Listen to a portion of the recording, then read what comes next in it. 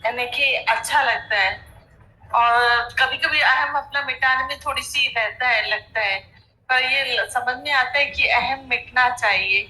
दीदी और इसको थोड़ा क्लियर कीजिएगा। क्या क्लियर करें?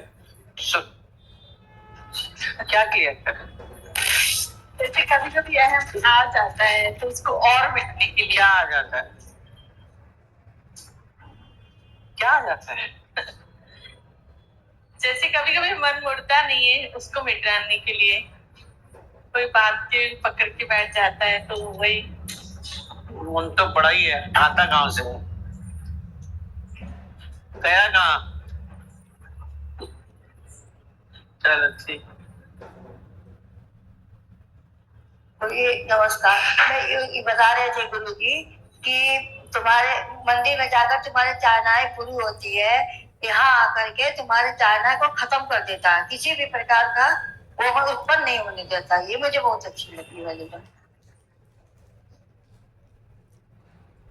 अरे हम गुरु जी, अभी बहुत अच्छा गुरु जी बता रहे थे ना कि यदि तुम्हारे आंखों में आंसू भी आते हैं तो उसके लिए तुम उसका भी शुक्राना करो कि उस तुम्हारे आंखों से जितने मैल है, जितने गंदगी है, सारे निकल बह जाएंगे, तभी तुम इस सारी प्रकृति के शुद्धता को समझ पाओगे। बोले कभी बोलते नहीं है कि रोना भी आया तो क्यों आया, ज्ञान में आने के बाद भी आंसू आई तो क्यों आई। लेकिन आज ये अच्छा लगा कि आया तो निकल जाए, गर्म पानी शायद निकल जाए तो शुद्धता, पवित्रता और हमारे भीतर अच्छे से सारी प्रकृति को हम देख पाएंगे।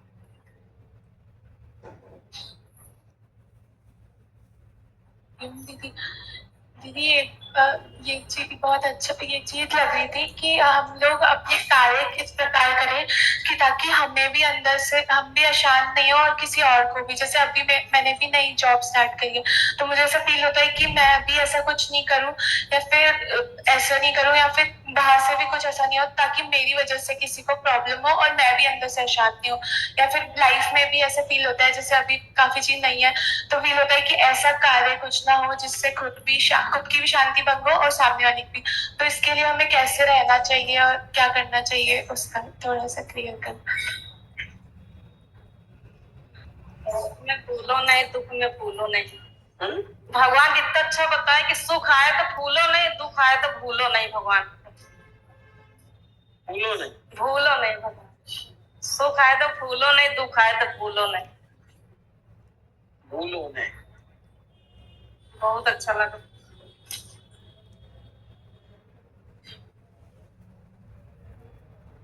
अभी गुरुजी बोल रहे थे कि जीवन में तो सबके में परिस्थितियां आती हैं, हालत अच्छे बुरे, मान अपमान, सुख और दुख, पर हर हाल में सम रहना सीख, हर हाल का मजा लेना सीख।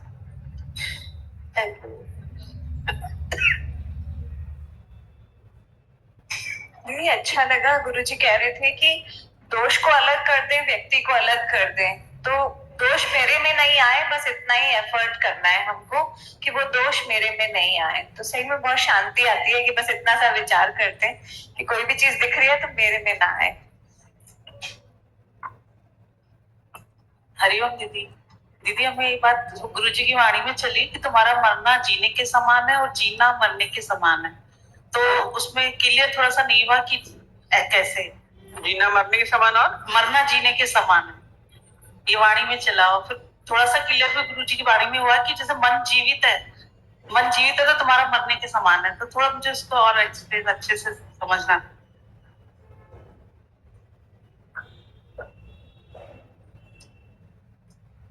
हरिओम भगवान जी।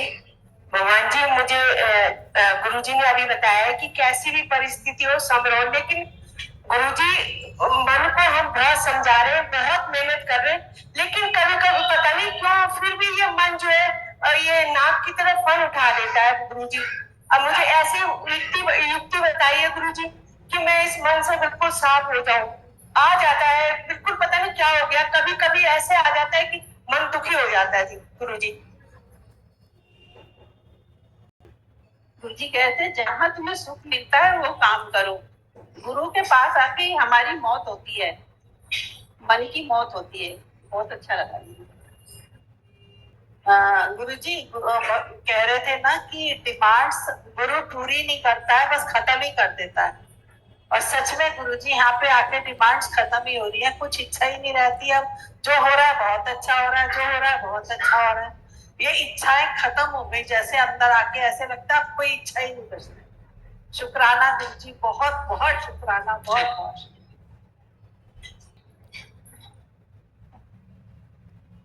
ये तुलसी माता को सत्संग में आने के बाद इतने कष्ट क्यों मिले?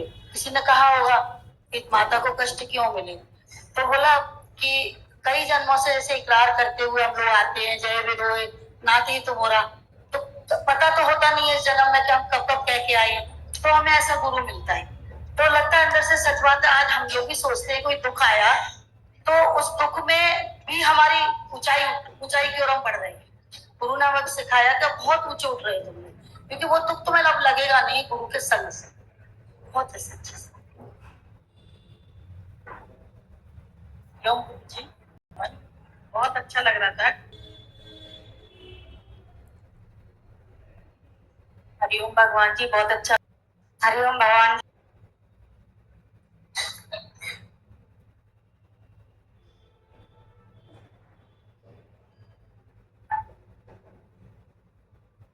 आज भगवत गीता के अध्याय 13 का 20वां श्लोक है। कार्य और करण को उत्पन्न करने में हेतु प्रकृति कही जाती है और जीवात्मा सुख दुखों के। अभी 19 पूरा क्या होता? दूसरा पाठ है प्रकृति। हाँ, अध्याय 13 का 19वां श्लोक है। प्रकृति और पुरुष इन दोनों को ही तू अनादि जान और राग देशादि विकारों को तथा त्रिगुणात्मक संपूर्ण पदार्थों को भी प्रकृति से उत्पन्न जान।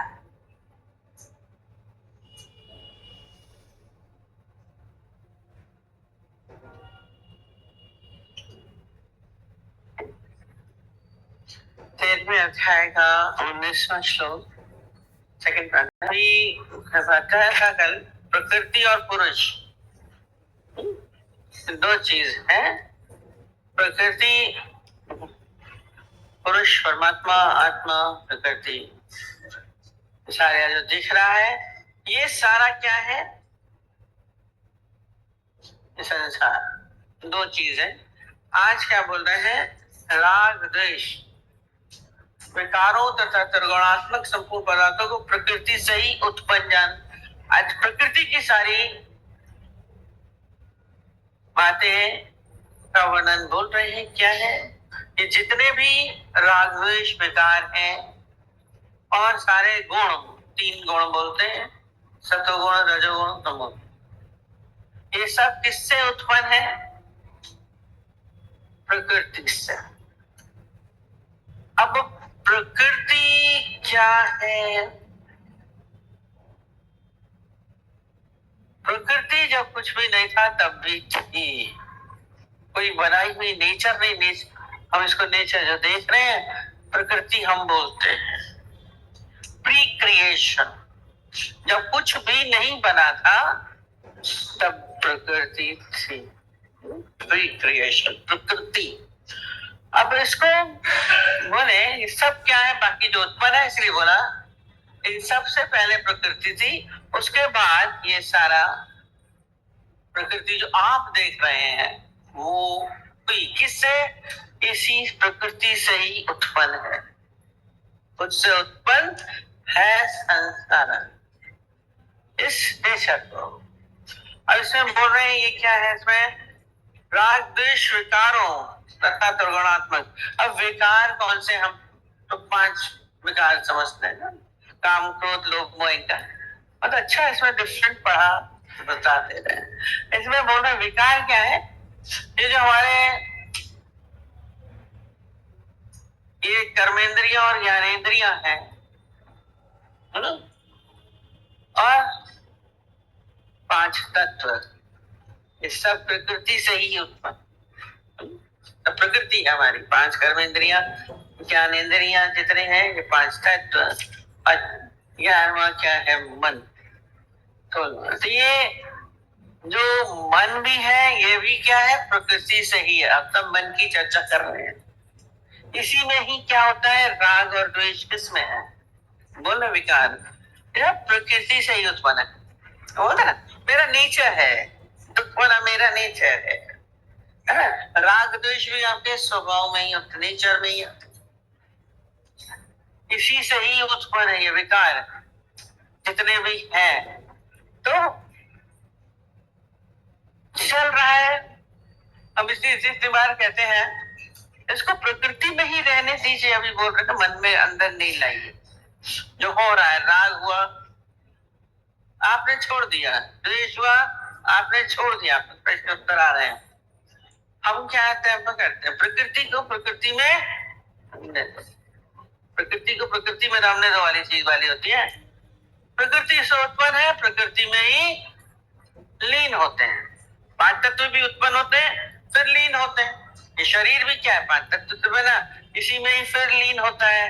इसी में ही सारे विकार ये जितने भी आते हैं इसी से ही उत्पन्न होते हैं, राग द्वेष आदि, फिर इसी में ही लीन होते हैं। इसी में ही आपको कभी राग लगता है, कभी उसी जिससे राग होता है। हम कहते हैं राग कोई द्वेष बाहर से नहीं होता है, जिससे राग होता है उसी से ही द्वेष होता है। कभी आपने इसका ध्यान नहीं दिया। जिससे दोस्ती होती है उसी से ही दुश्मनी होती है। वैसे बाहर से नहीं हो जाएगी। दुश्मनी किससे करते हैं? कनेक्टेड है सब, उसी से ही उत्पन्न है। ये सब प्रकृति से ही उत्पन्न है। चाहे मनुष्य, चाहे विकार, चाहे बाहर, सब बाहर का जो दिख रहा है सब में ये सब होता है। एलमी बोला है ये प्रकृति में, पेड़ पौधों में भी, जिसमें भी हम देख रहे हैं सब में वो ही है। फिर सर्कल चल रहा है, जो बन रहा है बिगड़ रहा है। ये जो कर्म हमारे बन रहे हैं प्रकृति से ही कारण कर्म बनता है। इस प्रकृति के कारण ही कर्म बन रहे हैं। फिर कर्म से फिर क्या होता है? कर्मानुसार ही फिर जन्म फिर मिलता है। सर्कल चल रहा है, प्रकृति का सर्कल है। और आप ज्ञानी क्या कर देते हैं? अपने को अलग कर देते। करता है तो भुगता है। अभी जो तुलसी माता का आपने बोला इसी में से कनेक्टेड हो जाता है। अब आपने इतने कर्म कोई किए, कर्म हुए प्रकृति से हुए, है ना? प्रकृति से हुए वो प्रकृति से आपको मिलेंगे जरूर, आएंगे जरूर। तो वो बोले ज्ञानी को क्यों आए, तो क्यों आए? प्रकृति में आएगा, ज्ञानी को भी आता है, उनको भी आता है। अब खाली मतलब अब हिंदू मैथोलॉजी के हिसाब से ये होता है कि वो कम हो जाते हैं। अब कम भी क्या हुए? तो ये नहीं शरीर 12 साल शरीर बैक पे था। कम ये होते हैं कि आपको लगते नहीं। कर्म आपने किया है, ये नेचर से है, पूरा नेचर अपना कार्य करता है। सर्कल चल रहा है। आप सोचेंगे कोई कर्म करके आप बच जाएंगे, चाहे अच्छा चाहे बुरा, दोनों आपको आपके जीवन में आएंगे। नेचर है ये। कल भी बोला सर्कल है, संसार चक्र है, सृष्टि चक्र है, ये चल रहा है। नेचर में सब कुछ हो रहा है, जन्म मृत्यु सब चल रहा है। तो आपके कर्म है, हम सोचेंगे हम 30 पा जाएंगे। अच्छे किए वो भी मिलेंगे, बुरे किए वो भी मिलेंगे। एक बहुत इशू, बड़ा भक्त था, ईश्वर का भक्त, गुरु का भक्त, सारा दिन भक्ति में लीन होता था, अपने आराम से रह रहा था, भक्ति करता रहता था। और साधारण परिवार था, घर था जैसे होता है, मध्यम परिवार का। अचानक ही एक दिन उसके घर में 40 चोर आ गए। कोई कम नहीं, 40 चोर आ गए। और 40 चोर आए तो उन्होंने क्या किया? सारा का सारा उसका जितना भी सामान था सब ले, कुछ नहीं छोड़ा। 40 चोर से क्या छोड़ते? बड़ा दुखी हुआ और भगवान से कहने लगा, मैं तो आपकी इतनी भक्ति करता हूँ, मैं आपको बहुत चाहता हूँ, सारा दिन आप ही में रमा रहता हूँ, और मेरा तो जीविका का साधन में था, तो खाते पीते से तो सब चला गया। अब मैं कैसे रहूंगा? आपने ये क्या किया? अपने भक्त को भी आप इतने कष्ट देते, सब यही बोलते हैं, अपने भक्त को आप इतने कष्ट क्यों दे रहे हैं?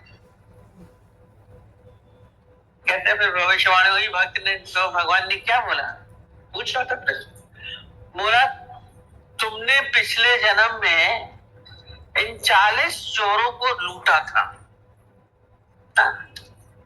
तुमने लूटा, इस जन्म में तुम भक्त बने हो, और इससे पहले वाले में तो तुमने इतने लोगों को लूटा था, बेईमानी की थी, सबके साथ गलत काम किया था, और ये सब तुम्हारे पास एक एक करके तुमको लूटते, एक एक करके तुम्हारे पास आते, और जितनी बार लूटते उतनी बार तुम दुख पाते, जितनी बार आपका नुकसान होता है, आपको प्रॉब्लम होती है, पीड़ा होती है, दुख होता है। कहता क्या है, कहते ये तुम्हारी भक्ति का फल है, मेरे भगत हो, मैंने क्या किया, इतना किया तो तुम्हें सबका इकट्ठा करके एक बार दर्द मिलेगा जरूर।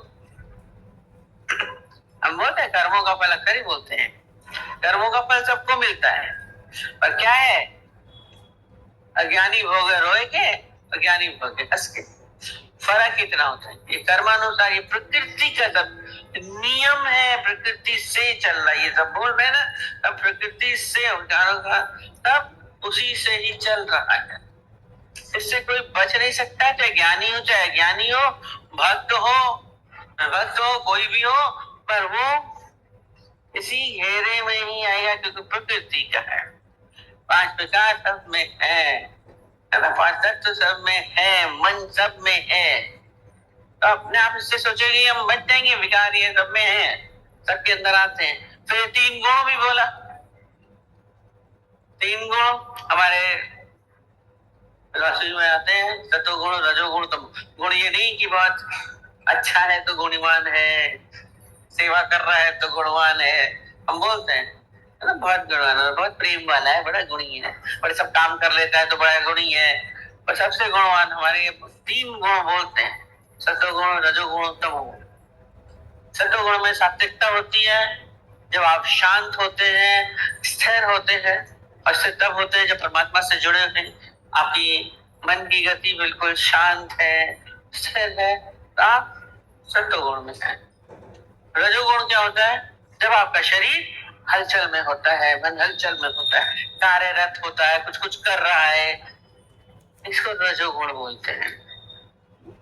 और तमोगुण क्या होता है, जैसे आलस्य, सुस्ती, अब नहीं कर रहे, कोई काम नहीं कर रहे हैं, जब किसी काम में नहीं है, वो है तमोगुण। बोला ये सब प्रकृति से उत्पन्न है, सबके अंदर है ये, चाहे वो ज्ञानी हो चाहे वो अज्ञानी है, सबके अंदर है। बाकी होता है चाहे जड़ हो चाहे चेतन हो, सब में है, जड़ में दिखता नहीं है, उसमें भी सब कुछ है। देखे पेड़ों में भी चुरपुर होती है, रात को शाम को सब शांत हो जाते हैं, तमोगुण आ जाता है, तमोगुण बोला शांत है, शांत, सुबह को धीरे धीरे खुलते हैं, सतोगुण है। पृथ्वी जड़ दिखती है, चलती हुई नहीं दिख रही है, इसमें भी है, अंदर सारी पृथ्वी चलती रहती है, आपको पता नहीं चल रही है, दैट इज इट। अंदर सारे द्रव्य आप यहाँ रखिए, वहां चला जाएगा। जब पहले लोग गाड़ते थे तो पता चलता था, अब लोगों को पता नहीं चलता, हम लोग सोचते कि पृथ्वी तो इससे है, रजोगुण इसमें भी है, चल रही है तुम्हारे रजोगुण है। सारी प्रकृति में तीनों गुण हैं। अब मनुष्य में तो दिखता ही है, कहते मनुष्य में भी हम खाली ये बस सतोगुणी है, उसमें भी सारे गुण होते हैं, रजोगुण होते हैं। अरे हलचल करता है, कुछ ना कुछ हलचल कर रहा है, सतोगुणी है, सात्विक है, परमात्मा को जान रहा है, सतोगुणी है। और रजोगुण काम करेगा, जब ज्ञानी कोई जड़ होकर बैठेगा तो ही ना, भक्त कोई बैठेगा नहीं, वो चाहे पूजा भी कर रहा है, ये भी रजोगुण है, हलचल है, शरीर में हलचल हो रही है, ये प्रकृति का है, प्रकृति का ये है, उसमें तीनों गुण हैं। ऐसा नहीं है कि कोई तीनों गुणों से वंचित हो, तमोगुण भी है। हम बोलते हैं सबको, सुबह आपकी सबकी हर एक व्यक्ति की क्या होती है, सुबह सतोगुण में होता है, नींद से उठिए तो शांत होते हैं, बड़े कोई हलचल होती कुछ नहीं, बड़े शांति से होते हैं। हमारे यहाँ बोलते हैं, इसलिए सुबह को आप नाम जप करिए, हरिओम करिए मंदिर में, जब पूजा पाठ जब सुबह को होती है आपका, उस समय प्रकृति भी पूरी शांत होती है, धीरे धीरे चुरपुर होती है। इसलिए सुबह का पाँव फटने वाला 4 बजे बोलते हैं उठ करके क्या हुआ भक्ति करिए, उस समय बड़ा शांत होता है। कभी उठ के देखिए, सुबह का समय में सतोगुण होता है, हमारी प्रकृति में पूरी शांत है, आपका चित्त भी सतोगुण में रहता है। तो सुबह सब सतोगुणी होते हैं, चाहे कितना भी दुष्ट व्यक्ति भी होगा वो भी सतोगुण भाव में रहता है, हलचल नहीं होती है। तो दिन होता है तो सबका रजोगुण होता है, हलचल जो चुरपुर बोला है।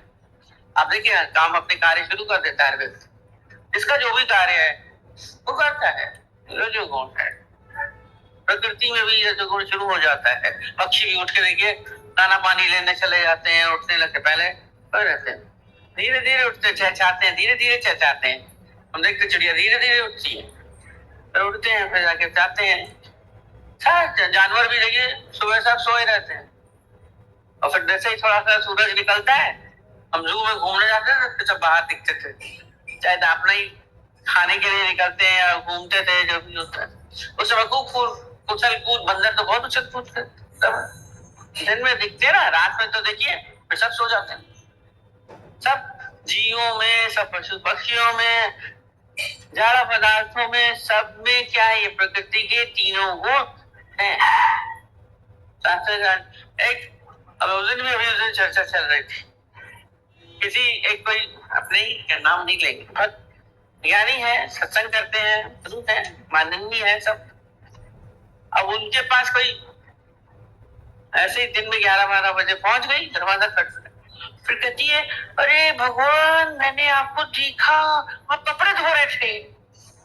अरे नहाते सुबह कपड़े तो माने, अगर गुरु है भगवान है तो कपड़े कैसे धो रही है?